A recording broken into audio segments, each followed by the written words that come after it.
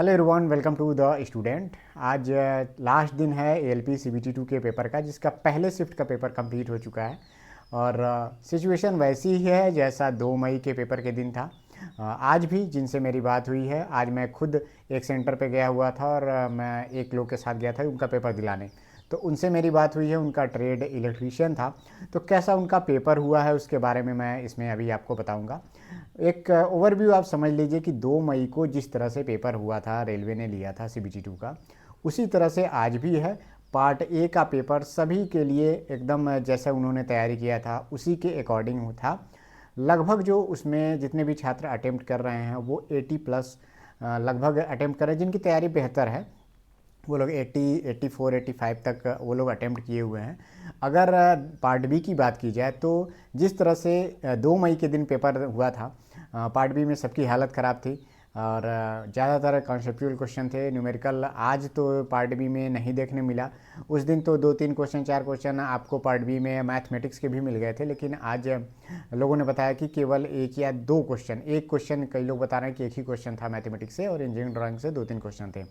तो ऐसे में अगर इसकी क्वेश्चन की जो संख्या है पार्ट बी में अगर कम होगी तो सिलेक्शन लेने वाले छात्रों की संख्या भी कम हो जाएगी, क्योंकि पार्ट बी क्लियर करना आज भी उसी तरह से रहा है जैसा 2 मई को है। पार्ट बी बहुत सारे लड़के हैं जो अटेम्प्ट बता रहे हैं कि उन्होंने 50 प्लस अटेम्प्ट किया हुआ है। तो ठीक है, 50 प्लस जो अटेम्प्ट है वो बढ़िया है, लेकिन इसमें कितने क्वेश्चन पे आपका कॉन्फिडेंस है, कितना क्वेश्चन आपने पहले राउंड में एकदम एक्यूरेसी के साथ किया है, वो मायने रखता है।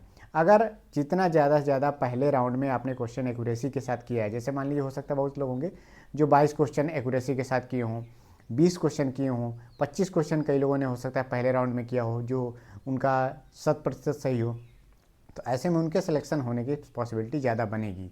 50 क्वेश्चन एवरेज अटेम्प्ट है लोगों का, कई लोग 52-55 ही बता रहे हैं। जिनके साथ मैं गया था पेपर देने, उनसे जब बात हुई तो उन्होंने लगभग 53-54 क्वेश्चन ऐसे अटेम्प्ट किया हुआ है पार्ट बी में, और पार्ट ए में उन्होंने 84 प्लस, उन्होंने 84 के आसपास में अटेम्प्ट किया हुआ है।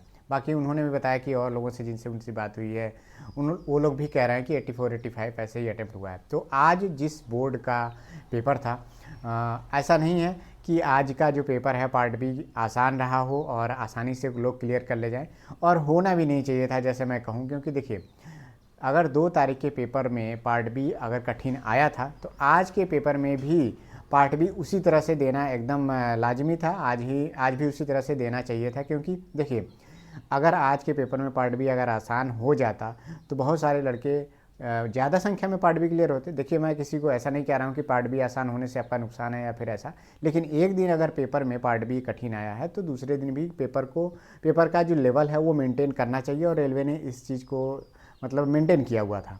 हालांकि जो ट्रेड पेपर है, कुछ लोगों का पेपर बढ़िया भी हुआ ट्रेड पेपर है। जो लोग बीटेक और डिप्लोमा, ज़्यादातर लोग यही कह रहे हैं कि मतलब जिन लोगों ने बीटेक या डिप्लोमा किया है, जिन लोगों ने जेई की तैयारी को मतलब प्राथमिकता दी थी, तो उनके लिए ट्रेड पेपर क्लियर करना उतना डर भरा नहीं रह रहा है। लेकिन ज़्यादातर लोगों से, 2-3 लोगों से जिनसे मेरी बात हुई है, और वो लोगों ने भी अपने आसपास में जो रिव्यू लिया उन्होंने बताया कि 50 प्लस अटैम्प्ट लोगों ने किया है, लेकिन श्योरिटी नहीं है। सब लोग डर में हैं कि पता नहीं क्लियर होगा कि नहीं। तो पहले शिफ्ट का तो रिव्यू यही रहा है, और उम्मीद करते हैं कि इस बार ज़्यादा से ज़्यादा लोग सेलेक्ट हो पाएँ। 8 गुना साइको के लिए एग्ज़ाम में बैठना है, साइको के लिए क्वालिफाई होना है, तो उम्मीद करता हूँ कि 8 गुना तो कम से कम लड़के क्वालिफाई हो ही जाएँ। और जिस तरह से नॉर्मलाइजेशन नहीं है, तो नॉर्मलाइजेशन ना होने की वजह से तो मान के चलिए 10% लड़कों का नुकसान तो होगा, क्योंकि नॉर्मलाइजेशन जब होता है तो इतना 10-12%, 15% लड़के तो हैं जो 23 नंबर, 24 नंबर पाने वाले लड़के भी क्लियर कर ले जाते हैं, अपना क्वालिफाई कर ले जाते हैं। लेकिन इस बार ना होने से थोड़ा सा नुकसान तो है। बाकी अगर जिनको लगता है कि उनका पार्ट भी बहुत ज़्यादा बेकार गया है, तो एलपी के 2025 वाला जो फॉर्म है वो लोग, जिन लोगों ने नहीं भरा है, कई लोग कह रहे थे कि पेपर देने के बाद हम भरेंगे, तो वो लोग अपना फॉर्म फिलअप कर दीजिएगा। बाकी 6-7 दिनों में, 8 दिनों के अंदर मुझे लगता है इसका आंसर किया जाएगा, और तब आपका बिल्कुल क्लियर हो जाएगा कि आप पार्ट बी में पास हैं कि नहीं हैं। और जैसे ही अगर आप पास हो जाते हैं, अगर आपको अभी भी लग रहा है कि मतलब आप एकदम क्लियर हो जाएंगे पार्ट बी और आपका पार्ट में अच्छा स्कोर है, तो आप लोग साइको की प्रिपरेशन करना शुरू कर दीजिए। बाकी साइको के लिए मैं हर एक बैटरी टेस्ट से रिलेटेड मैं हर एक वीडियो अपलोड करूंगा। तो जो लोग द स्टूडेंट चैनल पे नए हैं, चैनल पे बने रहिए और चैनल को सब्सक्राइब कर लीजिए। बाकी टेलीग्राम ग्रुप को आप ज़रूर ज्वाइन कर लीजिए।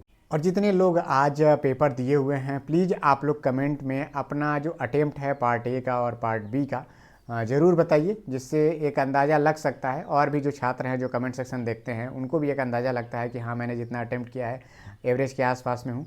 और उम्मीद है कि कम से कम जो कट ऑफ है 70 प्लस, आप उम्मीद रखिए कि 70 प्लस आपका अगर रहता है तो एक अच्छी उम्मीद है। बाकी क्योंकि 84 प्लस अगर आपने अटेम्प्ट किया है 84 85 के आसपास में, तो 5-6 क्वेश्चन अगर आपका गलत होता है तो 75 नंबर 76 नंबर के आसपास में आपका स्कोर बन जाएगा। ठीक है, तो मिलते हैं नेक्स्ट वीडियो में। Thank you, all the best.